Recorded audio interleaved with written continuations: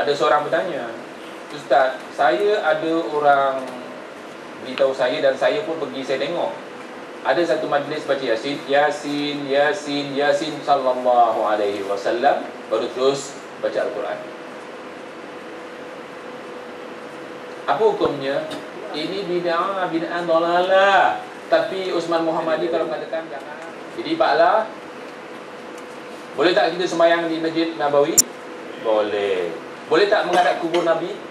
Tidak boleh. Tetapi kalau dah penuh dengan niat bukan menghadap kubur Nabi, tak jadi masalah. Tapi kalau kawasan masjid kosong tiba-tiba menghadap kubur Nabi, boleh tak? Tidak boleh. Itu namanya kuburi walaupun kubur Nabi. Sebagaimana kita tengok dalam foto tu, laki bini menghadap kubur Habibmu, haram hukumnya, syirik. Oleh kerana kebanyakan orang kita orang awam, maka kita beri ilmu ni supaya jangan buat syirik. Sebab bila orang tu mati dalam keadaan syirik, Allah pun kata dosanya tidak. Kerana Allah berfirman, innallaha la yaghfiru an yushraka bihi. Allah sama sekali tidak mengampunkan dosa orang yang syirik. Wa yaghfiru ma duna dzalika liman yasha. Tetapi selain daripada kesyirikan, Allah akan ampunkan. Jadi ini bahaya syirik. Clear masalah Masjid Nabawi? Beza tak dengan masjid di Indonesia, di Malaysia selain Masjid Nabawi? Ia tidak boleh sembahyang di dalamnya kalau ada kubur. Seterusnya, solat wajib atau sunnah menghadap kubur kecuali solat jenazah. Solat jenazah boleh menghadap kubur, boleh di kuburan, kerana solat jenazah tak ada rukuk, tak ada sujud. Tetapi ada orang balik daripada Mesir, perawinya tak datang hari ini, Pak Marsan.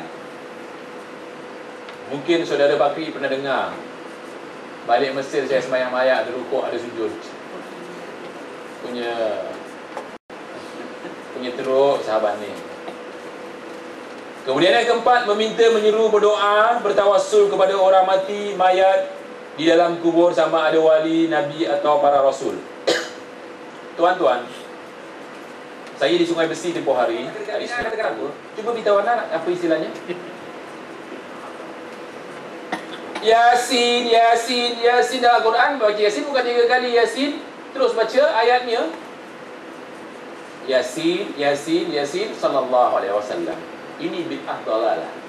Sebab Yasin, Yasin di antara nama Rasulullah SAW itu Yasin. Tetapi surah Yasin bukan nama Rasulullah SAW, itu nama surah.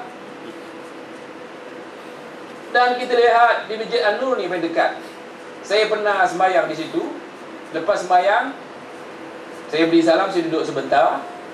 Saya dengar Pak Imam, Ya Yasin, Ya dibarakati Yasin. Kemudian Ya Abdul Qadir Jailani Aghithna. Antum mungkin tidak perasan kerana di dalam bahasa Arab. Apa artinya? Ya Yasin, Ya Yasin, Ya Muhammad, Ya Muhammad, Ya Muhammad. Dengan berkat engkau, wahai Abdul Qadir Jailani, selamatkanlah kami. Apa hukumnya? Syirik. Sebab doa itu seruan. Fala tad'u ma'allahi, innal masajida lillahi fala tad'u ma'allahi ilahan akhara. Setiap masjid itu milik Allah, tidak boleh menyeru selain Allah di dalam masjid. Ini disuruh siapa? Mayat. Sedangkan doa wal ibadah, doa itu ibadah. Berdoa, memohon kepada orang yang sudah mati, itu ibadah. Mengibadahi orang mati itu namanya kuburi, menyembah orang mati. Jadi yang keempat, meminta, menyeru, berdoa atau bertawassul kepada orang mati, mayat di dalam kubur, sama ada wali, nabi atau para rasul. Tetapi tokoh-tokoh di Singapura ada keluarkan hadis, kalau anda dapat berkat, duduk di kubur siapa? Kubur wali. Dia pakai hadis apa? Antum dah kenal tu hadisnya. Hadis magnet. Siapa perawinya? Ramai. Dia katakan kalau sebutir jarum atau sebutir besi seperti ini, magnet macam ni, letak macam ni.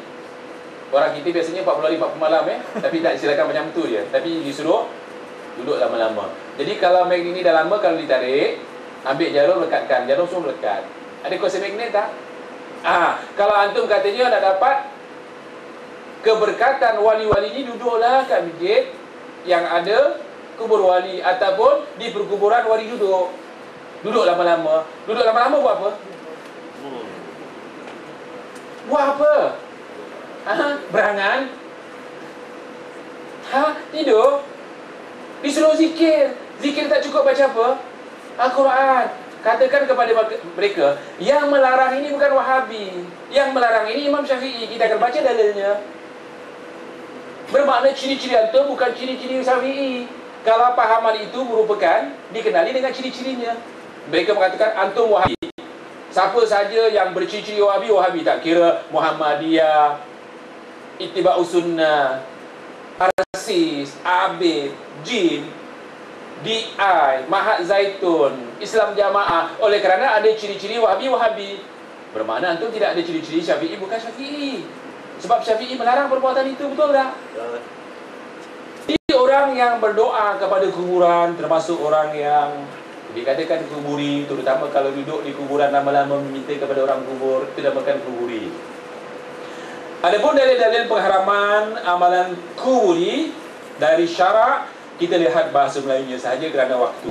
Mudah-mudahan Allah masih memberi kita berkat walaupun tidak membaca bahasa Arabnya. Dari Anas radhiyallahu anhu berkata, Rasulullah SAW telah memakruhkan membina masjid di atas kuburan. Makro di sini adalah makro muharramah. Bracket makro yang haram. Nanti dalilnya di dalam ada. Haram. Hadis riwayat Ibn Abi Shaybah. Begitu juga perawinya siqah, termasuk perawi Bukhari. Dan banyak lagi rujukan yang boleh kita ambil. Di antaranya kita boleh ambil dalam Fathul Bari. Fathul Bari siapa penulisnya? Ibn Hajar Al-Asqalani. Apa mazhabnya? Syafi'i. Berapa ribu hadis yang disyarahkan? Semua hadis Bukhari. Hafal tak dia Quran? Ya. Hafal tak dia hadis? Kebanyakan hadis itu. Berapa hadis Bukhari yang antum hafal? Wahai tuan-tuan mufti, wahai tuan-tuan qadhi, wahai asatizah di Malaysia, di Singapura, di Brunei, di Indonesia, di Sabah, di Sarawak, beritahu anak, orang yang menghafal ribuan hadis, yang menghafal Quran dan tafsirnya, yang menulis buku berjilid yang digunakan oleh dunia keseluruhannya, di mana mufti-mufti kita yang menghafal Quran? Tunjukkan anak. Di mana mufti-mufti kita yang buat kitab berjilid-jilid tebalnya macam ini sampai beratus jilid? Di mana?